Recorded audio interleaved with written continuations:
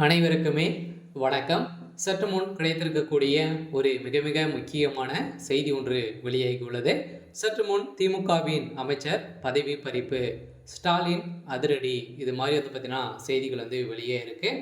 So சமீப காலத்தில் திமுகவில் ஒரு மிகப்பெரிய பிரச்சனையாக நிறைய பிரச்சனைகள் சந்திச்சு வரும் நிலையில் பார்த்தீங்கன்னா இப்போ திமுக சார்ந்த அமைச்சர் துரைமுருகன் அவர்கள் பார்த்தீங்கன்னா அவருடைய பதவி பறிக்கப்பட போகிறதாக செய்தி வெளியிருக்கிற நிலையில் தான் பார்த்தீங்கன்னா முதல்வர் ஸ்டாலின் அவர்களுக்கும் அமைச்சர் துரைமுருகன் அவர்களுக்கும் இப்போ பார்த்தீங்கன்னா சலசலப்புக்கு ஏற்பட்டிருந்த சூழ்நிலையில் ஏற்கனவே துரைமுருகன் அவர்களுக்கும் உதயநிதி ஸ்டாலின் அவர்களுக்கும் தான் நிறைய மோதல்கள் இருந்திருந்த நிலையில் தான் இதனுடைய அறிகுறியாக தான் பார்த்தீங்கன்னா இப்போ உதயநிதி வைத்திருக்கக்கூடிய வைத்திருந்த சூழ்நிலையில் தான் இப்போ அமைச்சர் பதவி பறிக்கப்பட போகிறதாக இப்போ செய்தி வெளியிருக்கக்கூடிய நிலையில் தான் அமைச்சர் துரைமுருகன் திமுகவிலிருந்து ஒரு மிகப்பெரிய கூட்டணியோடு தான் வெளியில் போகிறாரு. அதனால் பார்த்தீங்கன்னா திமுகவுடைய தலைமையகம் பெரும் அதிர்ச்சியில் தான் இருக்கார்.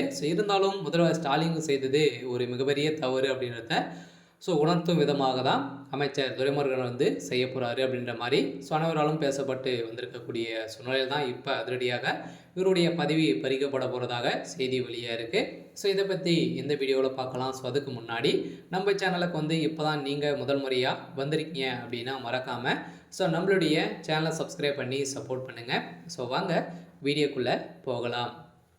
திமுகவில் பார்த்தீங்கன்னா ஏற்கனவே ஒரு மிகப்பெரிய பிரச்சனைகள் தான் அண்ணா பல்கலைக்கழகத்தில் நடந்த பாலியல் விவகாரத்தின் அடிப்படையில் திமுக சேர்ந்த பிரமுகர் தான் ஞானசேகர் அவர்கள் கைது செய்யப்பட்டிருக்காரு. இதை தொடர்ந்து திமுகவுக்கு தலைமையகத்துக்கு ஒரு மிகப்பெரிய இடியாக விழுந்திருந்தாலும் அடுத்ததாக பார்த்தீங்கன்னா உதயநிதி ஸ்டாலின் அவர்களுக்கும் துரைமுருகனும் இடையே ஏற்கனவே நிறைய பிரச்சனைகள் இருந்திருக்கக்கூடிய நிலையில் பார்த்தீங்கன்னா விதமாக இப்போ அமைச்சர் துரைமுருகன் வீட்டில் சமீப காலத்தில் 3 நாட்களாகவே தொடர்ந்து ரைடுகள் நடந்தது.